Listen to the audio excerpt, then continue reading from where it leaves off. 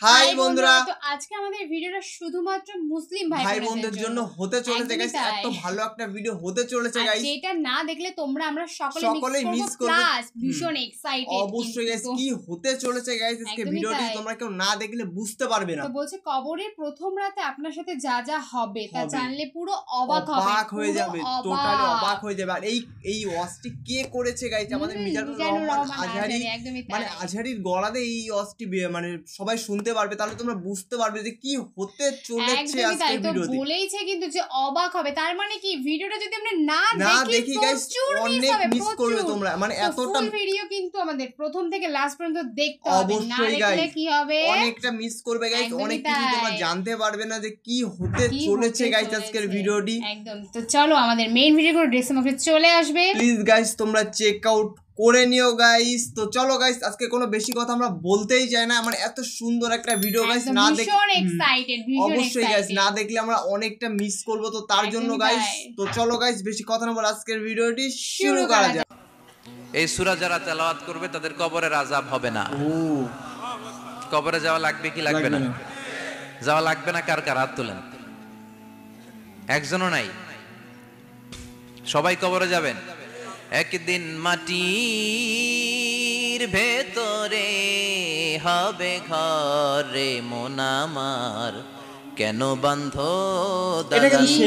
আমার দারুণ লাগে। মানে এটা শুনলে প্রাণ পাখি উড়ে যাবে পিঞ্জর ছেড়ে, ধরা ধামে সবই রবে তুমি যাবে চলে। বন্ধু বান্ধব যত মাতা পিতা দ্বারা সুত সবই হবে তোমার পরে মন আমার, কেন বান্ধ দালান ঘর। একদিন মাটির ভেতরে হবে ঘরে মন আমার, কেন বান্ধ দালান ঘর। চিল্লায় বলেন ঠিক কিনা? যাওয়া লাগবে, কেউ বাঁচতে পারবে না। দাদা চলে গেল, বাবা চলে গেল, মামা চলে গেল, আমারও যাওয়া লাগবে। সেলিব্রিটি চাই, আরো সম্পদের পাহাড় চাই। ব্যস্ত, আমরা মহা ব্যস্ত।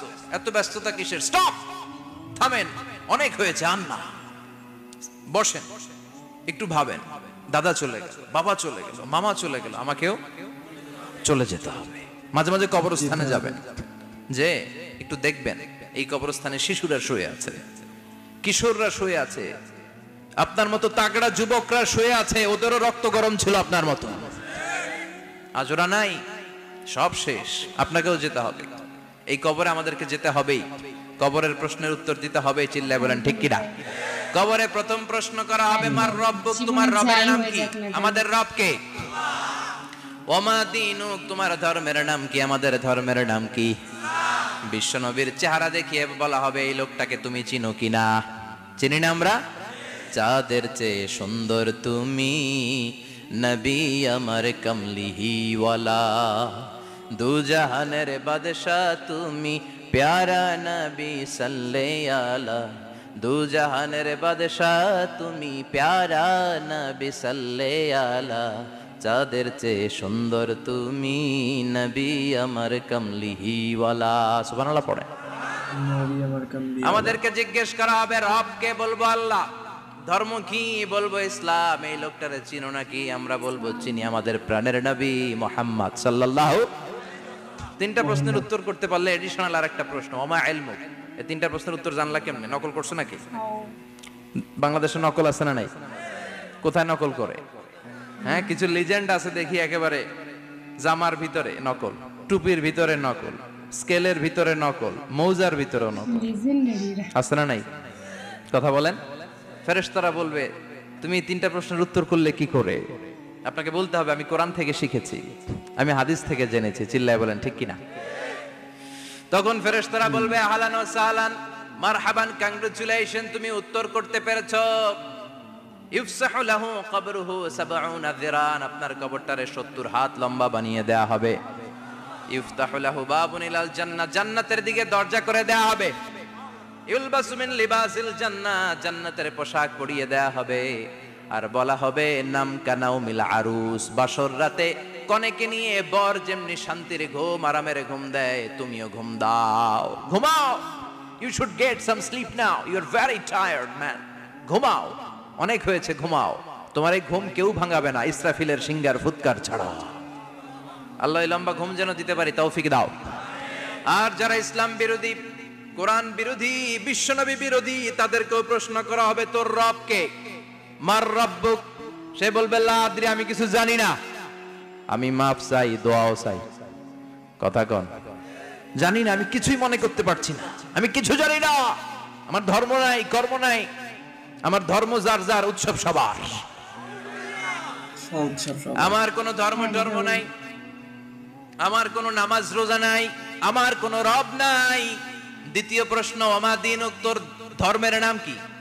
সে বলবে ধর্ম কি আমি জানি না, আমি ধর্মরে গালি দিতাম, আমি দুনিয়া ইসলাম রে বাস দিতাম, আমি আলেম ওলামাদের বিরোধিতা করতাম, আর শাহবাগের মঞ্চে উঠে ভাষণ দিতাম। আছে না নাই? সব গুমর ফাঁস হয়ে যাবে, ইয়াউমুত তাকাবুন। এরপর বিশ্বনবীর চেহারা দেখিয়ে বলা হবে এই লোকটারা চিনো নাকি? সে বলবে চিনি না, তবে আমার বন্ধুরা তার বিরুদ্ধে ব্লগে লিখতো, আমিও ব্যাড ব্যাড কমেন্টস করে দিতাম, এই লোকটার বিরুদ্ধে আমি কার্টুন বানাতাম, এই বিশ্বনবীর বিরুদ্ধে আমি কথা বলতাম, চিল্লায় বলেন ঠিক কিনা? ফেরেশতারা বলবে লা দারাইতা ওয়ালা তালাইতা, তুই তো কিছুই পারলি না, তুই তো কপাল পোড়া। ফায়ুতরাকু বিমাতারিকা মিন হাদিদ, লোহার হাতুড়ি দিয়ে পিটিয়ে ওর মাসেলগুলো থেতলে ফেলা হবে। ওয়ায়ুকালু লিল আরদি ইলতাইমি, কবরের দুই পাশের মাটিরে বলা হবে চাপ দে, এমন চাপ দিবে ফাতাখতালিফা আদলাউহু, ডান পাশের পাজরের হাড্ডি বাম দিকে ঢুকে যাবে, বাম পাশের পাজরের হাড্ডি ডান পাশে ঢুকে যাবে, কিয়ামত পর্যন্ত এই মারামারি চলবে। আল্লাহ এরকম ভয়ঙ্কর পরিস্থিতি থেকে আমাদেরকে বাঁচাও। ওই কবরের আযাব থেকে বাঁচার দরকার আছে না নাই? বিশ্বনবী বললেন যে ব্যক্তি রাত্রিবেলায় সূরাতুল মুলক তেলাওয়াত করবে তার কবরের আযাব হবে না। ইন্না হাযিহি সূরাতুন আযীমা মানিআতুন মিন আযাবিল কবর, এই সূরাটা এমন সূরা, সাধারণ কোন সূরা না। এই সূরাতুল মুলক যে রাত্রিবেলায় তেলাওয়াত করবে তার কবরের আযাব থেকে তারে বাঁচিয়ে দিবে কে? নাম্বার 1 ফজিলাত, স্ট্যাটাস মনে থাকবে তো।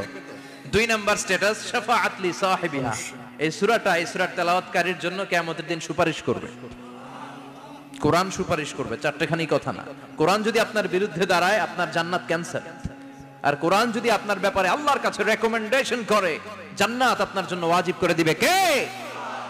এজন্য বিশ্বনবী বললেন শাফাআত লি সাহিবিহা, কিয়ামতের দিন তেলাওয়াতকারীর জন্য আল্লাহর কাছে সুপারিশ করবে। 2টা গেল।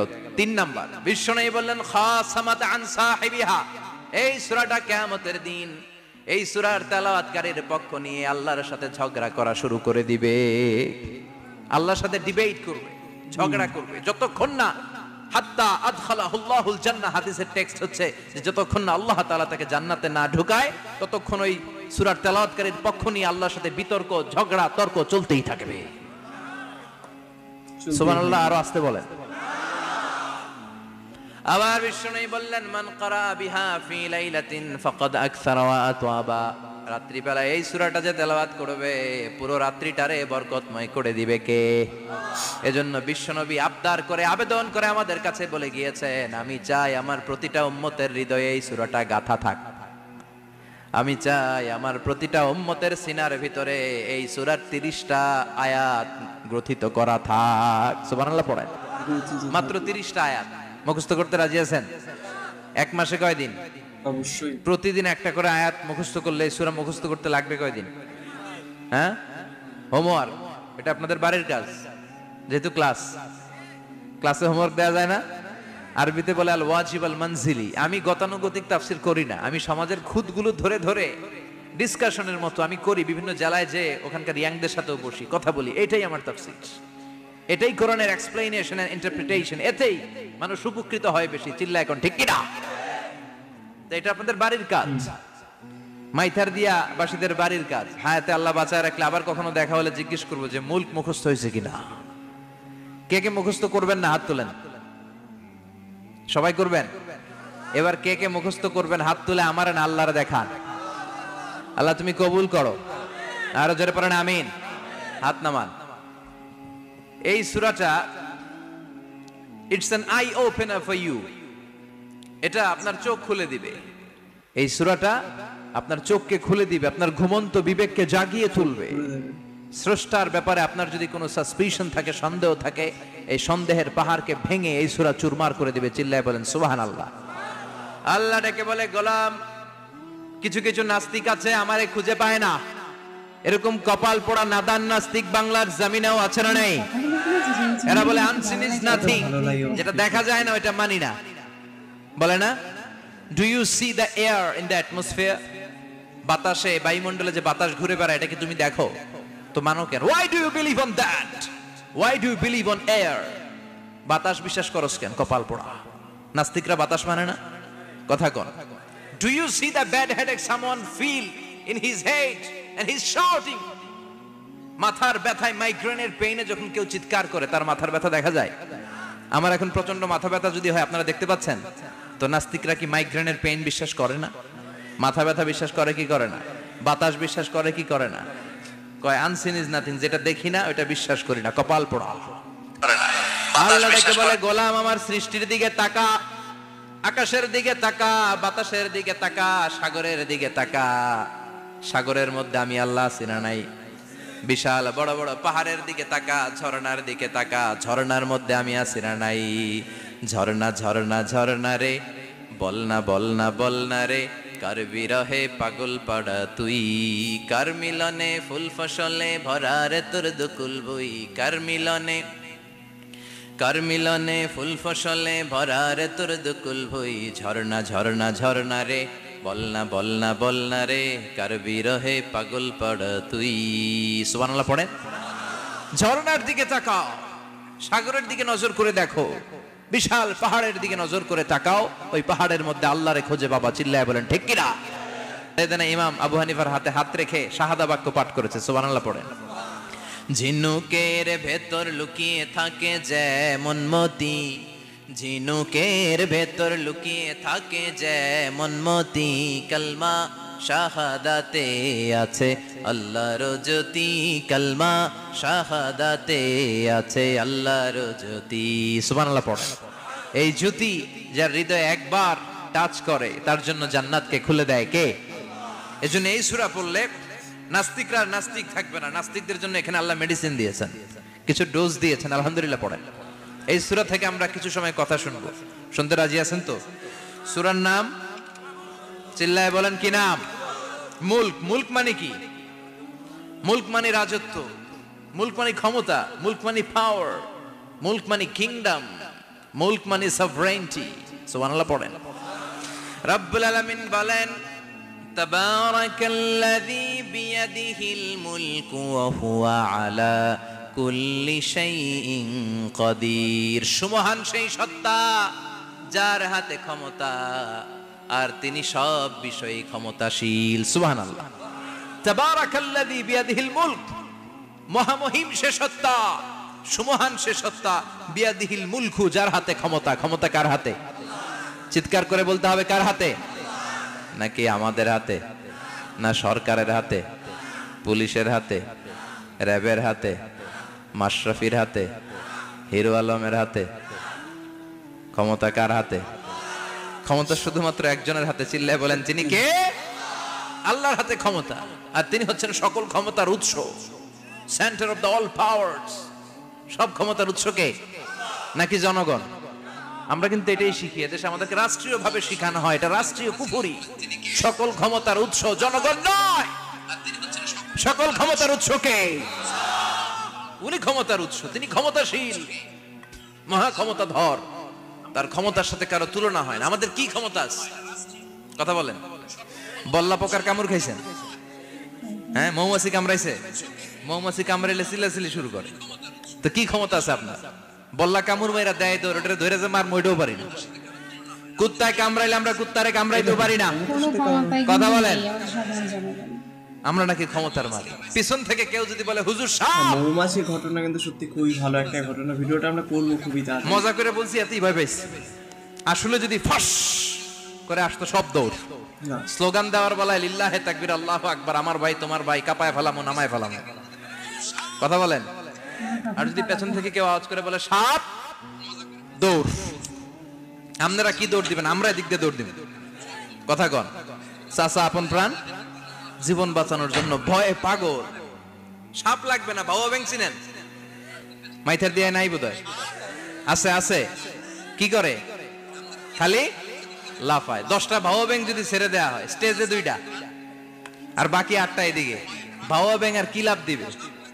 এরসে লাফালাফি শুরু করবো আমরা। কথা বলেন। আর আমরা দাবি করি আমরা ক্ষমতার উৎস। কোনো ক্ষমতা নাই। একবার ডায়রিয়া হলে 3বার টয়লেটে গেলে আর চেহারার দিকে তাকানো জানা। কারে মাফ করে দে, আই মরে যাইও, আই হাইতান ন, আছে না নাই? তো পারবেন না কেন? আপনি না ক্ষমতার উৎস, আপনি না ক্ষমতার উৎস। আরে আপনার তো কোনোই ক্ষমতা নাই। খুলিকাল ইনসানু দাঈফা, মানুষকে দুর্বল থেকে দুর্বল করে তৈরি করেছে কে? এজন্য রব্বুল আলামিন বলেন তাবারাকাল্লাযী বিয়াদিহিল মুলকু ওয়া হুয়া আলা কুল্লি শাইইন কাদির। সুমহান সেই সত্তা যার হাতে ক্ষমতা। চিল্লায় বলেন ক্ষমতা কার হাতে? আমাদের হাতে কোনো ক্ষমতা নাই। আমরা হলাম দুর্বল। আমরা কি? দুর্বলের ঘরের দুর্বল। আমরা যখন জন্মেছিলাম দুর্বল। আমার ছোট্ট একটা মেয়ে আছে, আমি অবাক হয়ে থাকি যে আমিও তাইলে ছোটবেলায় এরকম ছিলাম। না খাওয়ালে খেতে পারে না, পেশাব পায়খানা করে, ঘর নষ্ট করে, বমি করে, দাঁড়াতে পারে না, শুইতে পারে না, লালা পড়তে থাকে, ক্লিন করতে হয় সব সময়। তাকে আল্লাহর আদেশে দেহে ঢুকে, আল্লাহর আদেশে বের হয়ে যায়, ঠিক কিনা? এই যে ছোট্ট বাচ্চাটার দেহের ভিতরে যে রুহু ঢুকলো, কে দিল? 120 দিনের আগে মানব শিশুর দেহের ভিতরে কিন্তু রুহের ফুৎকার হয় না। সহিহ বুখারীর বর্ণনা 40 40 40 340 কত? কথা বলেন। প্রথম 40 থাকে নুতফা, তারপরের 40 হয় আলাকা, তারপরের 40 হয় মুদগা, sperm drop, blood clot and then the little flash.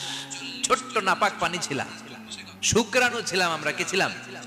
শুক্রও ছিলাম না, শুক্রাণু, শুক্রের অণু। এক ফোঁটা শুক্রের মধ্যে 20 কোটি অণু থাকে। ওই 20 কোটির একটা ছিলাম আমি আর আপনি। সুবহানাল্লাহ। বাড়িতে গিয়ে বললেন ডিম্ব আমরা ছিলাম না, আমরা ছিলাম ডিম্বাণু। ডিম্বের এই ডিম্বাণু আর শুক্রাণু দুইটা মিলে আল্লাহ আমাদেরকে বানায় ফেললেন জাইগট। সেখান থেকে এমব্রয়ো, তারপরে আস্তে আস্তে ইনিশিয়াল স্টেজগুলো শেষে একটার পর একটা স্টেজ পার করে তিনি আমাদেরকে বানালেন আলাকা। সেখান থেকে মুদগা, আমাদের দেহের ভেতরে তিনি স্কেলিটন ভরে দিলেন, কঙ্কাল, মাথার স্কাল দিলেন, খুলি দিলেন, নাক কান গলা দিলেন, আমার রেসপিরেটরি সিস্টেম চালু করে দিলেন। কত ছোট ছিলাম আমি, ক্ষুদ্র ছিলাম আমি। ফালয়ানজুরিল ইনসানু মিম্মা খুলিকা, খুলিকা মিম্মা দাফিক। মানুষের উচিত তার সৃষ্টি প্রক্রিয়ার দিকে নজর করে তাকানো। বাবার পিঠ থেকে সবেগে নির্গত হওয়া পানি দিয়ে মায়ের পেটে তোমারে ঢুকায় দিল কে? নাপাক পানি থেকে ছোট্ট ব্যাঙ্গাচির মতো ছিলাম, জোকের মতো মায়ের জরায়ুর দেয়ালে লেগেছিলাম। সেখান থেকে বড় করতে করতে আমার রেসপিরেটরি সিস্টেম, আমার হেয়ারিং সিস্টেম, আমার সব সিস্টেমগুলো তিনি আমার দেহের ভিতরে সেট করে দিল। চিল্লায় কোন সুবহানাল্লাহ। 120 দিনের সার্টেন পিরিয়ড শেষে তিনি দেহের ভিতরে রুহের ফুৎকার দিলেন। দেয়া মাত্রই আমার রুহুতে ধপ ধপ ধপ শুরু হয়ে গেছে। ওই যে ধপ ধপ শুরু হয়েছে আদৌ থামে নাই। এই ধপ ধপ থামলে বাঁচবেন? দম ফুরাইলে আমরা ঠুস হয়ে যাবো, ঠিক কিনা? হায় রে মানুষ রঙিন ফানুষ, দম ফুরাইলে তবু তো ভাই কারোরই নাই একটুখানি। হায় রে মানুষ রঙিন ফানুষ, রঙিন ফানুষ, হায় রে মানুষ। সুবহানাল্লাহ বলেন। সে আল্লাহ বললেন গোলাম, জীবন আর মরণের মাঝখানে আমি তৈরি করেছি রুহু। পৃথিবীর বিজ্ঞানীরা সব বানাতে পারে, কম্পিউটার বানাতে পারে, প্লেন বানাতে পারে, হেলিকপ্টার বানাতে পারে, রকেট বানাতে পারে, কিন্তু গোটা বিশ্বের সব বিজ্ঞানীরা মিলে কি রুহু বানাতে পারে নাকি? কথা বলেন। গত বছর সোফিয়া নামে একটা রোবট আসছিল না? কথা কন।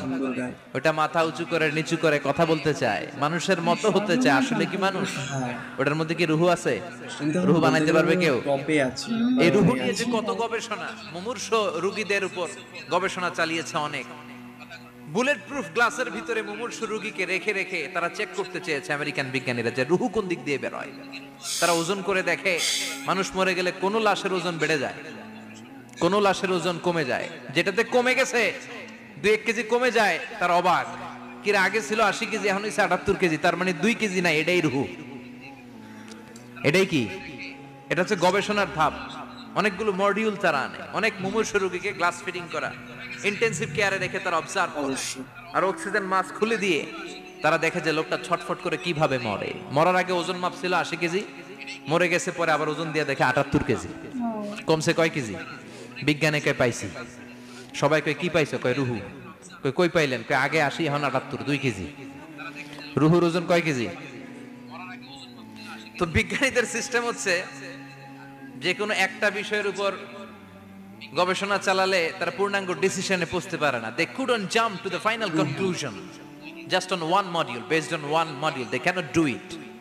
তাদের অনেকগুলো মডিউল আনতে হয়। তারা আবার নমুনা আনলো আরেকটা, মুমূর্ষ রোগী, অক্সিজেন চেম্বার লাগানো, মাস্ক লাগানো, এটা খুলে ফেললে মরে যাবে। বুলেট প্রুফ করা গ্লাসের ভিতরে ঢুকিয়ে, এটার ওজন মাপ, এটার ওজন 60 কেজি। এবার মাস্ক খোল, মাস্ক খুলছে ছটফট ছটফট করে, এটা শেষ। এবার মাপ দেখ, এবার মাইপা দেখা গেছে 63 কেজি। কয় কেজি বাড়ছে?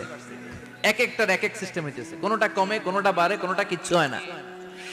সবাই কয় তাইলে আপনি রুহু পাইলেন কই? আগেরটা কম ছিল, মনে করছিলেন 2 কেজি কমছে, ওইটাই রুহু, এখন 3 কেজি বাইরে গেছে, মিলাইবেন কি দিয়া? কথা কন। আল্লাহ ডেকে বলে, গোলাম কিয়ামত পর্যন্ত একটার পর একটা মুমূর্ষ রোগীকে বুলেট প্রুফ গ্লাসের ভেতরে ঢুকাতে পারবি, গবেষণা করতে পারবি, মাগার রুহু খুঁজে পাবি না। চিল্লায় বলেন ঠিক কি না? কারণ এই রুহুর মালিক কে? সে আল্লাহ বললেন, আল্লাযী খালাকাল মাউতা ওয়াল হায়াতা লিয়াবলুয়াকুম আইয়ুকুম আহসানু আমালা। জীবন আর মৃত্যু বানালাম। তো বন্ধুরা, তোমরা তো সবাই দেখলে ভিডিওটি, সত্যি কবর রাত কিন্তু সত্যি খুবই ভয়ঙ্কর একটা জিনিস হতে চলেছে আমাদের সাথে। কি হতে চলেছে আমি তো ভেবে মানে এখনই ভেবে আমরা কাঁপছি। কিন্তু গাইস, এটা মিজানুর রহমান আজহারী গলাতে শুনলে সত্যি খুবই ভালো লাগলো। ওনার গজলগুলো তো কেমন লাগে? হ্যাঁ, ওনার গজলগুলো কিন্তু সত্যি খুবই ভালো লাগে। তোর কেমন লাগে? আমার তো দারুণ, মানে আমি শুধু ভাবছি যে উনি কথাও বলছে প্লাস গজলগুলোও করছে, কত সুন্দর। মানে এরকম দেখা যায় না সত্যি। আর ওনার গজলগুলো শুনতে গাইস খুবই ভালো লাগে। আর তোমাদের কেমন লাগে তোমরা অবশ্যই গাইস কমেন্টে আমাদের জানাতে পারো মতামত, যে তোমাদের মিজানুর রহমান আজহারীর হুজুরের গজল কেমন লাগে। আর আজকে যে ভিডিওটা ছিল তোমাদের প্রথমেই বলেছিলাম যে যদি প্রথম থেকে শেষ পর্যন্ত না করো প্রচুর মিস করবে, অবশ্যই অনেক কিছু তোমরা মিস করবে। আর যার দরুন কিন্তু উনি কিন্তু সিচুয়েশন অনুযায়ী কথা বলে, মানে অবশ্যই এই ভিডিওটা ছিল পুরো সিচুয়েশন উপরে। মানে এই কথাগুলো শুনলে আমি বললামই, আমরা পুরো আতঙ্কে মানে কাঁপছিলাম যে সত্যি আমাদের সাথে এরকম কিছু হতে পারে, হতে চলেছে। মানে আমি তো শুধু ভাবছিলাম, কিন্তু তাও দেখো ওনার মুখে হাসি আছে।